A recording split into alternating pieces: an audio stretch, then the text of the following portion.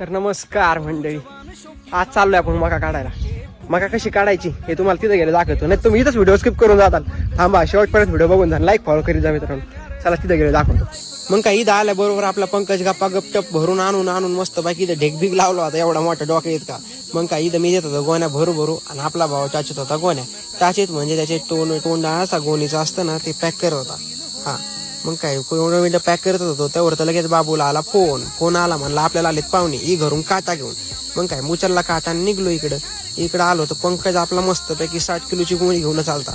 मग काय पाहुण्याला दिल्या 2 गोण्या लोड करून आणि पाहुण्याला गेला टाटा केला. ईद उल शिक्का आम्हाला आलोच होतो. इकून तिकून थोडं काम केलं तर आपल्या बोटच कापलं. आता काय मोक्का राग गेली, मग आपला तर पुरा काम करायचा मूडच गेला. मग काय डायरेक्ट केलं मस्तपैकी सणाना पिरिरी काम केलं, अख्खं कामच एंड करून टाकलं.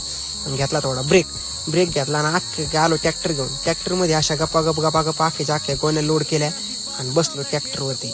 आणि आता ट्रॅक्टर असं पळीत सणाना मस्त बाईक घेऊन जातो घरी. मी जातो माझ्या घरी, तुम्ही जा तुमच्या घरी. धन्यवाद. आणि असेच नवीन मिनी ब्लॉग बघत जा आणि फॉलो करीत जा. धन्यवाद.